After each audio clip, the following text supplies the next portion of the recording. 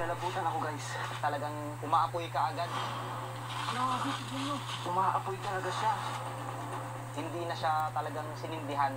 Sobrang lakas talaga ng apoy. At sa tinagal ng panahon, hindi raw ito naaapula. Ayan o. Oh. Tignan nyo ha. Tignan ko rin ang apoy ulit yan pag sinindihan. Ayan. Ayun, umapoy na. Oh, ayan, umapoy na. Ay, ang lakas lalo.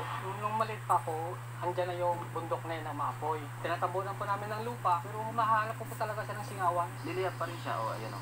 Marami na pong government agency na pumunta dyan para tingnan kung ano ba ang dahilan. So hanggang sa ngayon, hindi namin alam kung bakit ganyan ang nangyayari. Para mabigyang linaw ang misteryo ng nagliliyab na lupa sa sitio Panlabayan, binisita ito ng mga kawani ng Environment and Natural Resources Office. Parang medyo amoy ano po siya, no?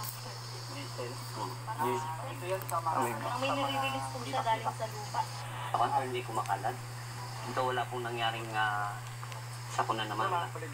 Kung sakaling itry natin sindihan sa ngayon, sisindi kaya? Ang lupa, sinuri.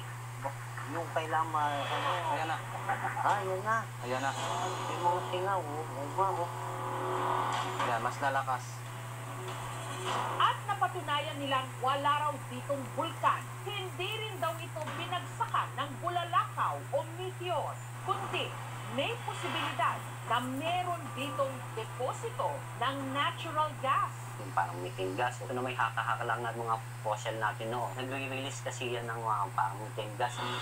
Every hukay na gagawin mo, the more na lalim siya, the more din yung apoy na lumalaki. May possibility na meron talagang source ng apoy dito sa area na ito. Itataas natin to sa opisina, imbestigahan pa, verification na ano talaga o mapapakinabangan ba ng gobyerno natin. Ang tanong, may dapat ba silang ikabahala sa umaapoy na lupa?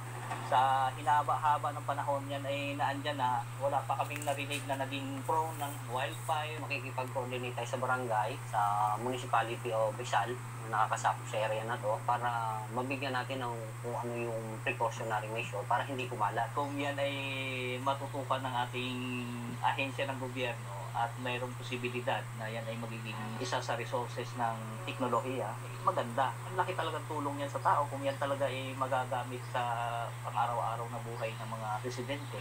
Sa unang tingin, parang impyerno ang lupang ito.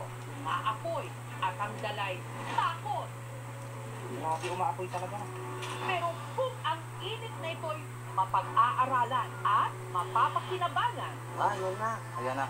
Yung mga singaw, baka sa ilalim ng apoy na kinatatakutan, may nakatagong biyaya na pwedeng gawing liwanag. Minsan, ang inaasalang impyerno, pwedeng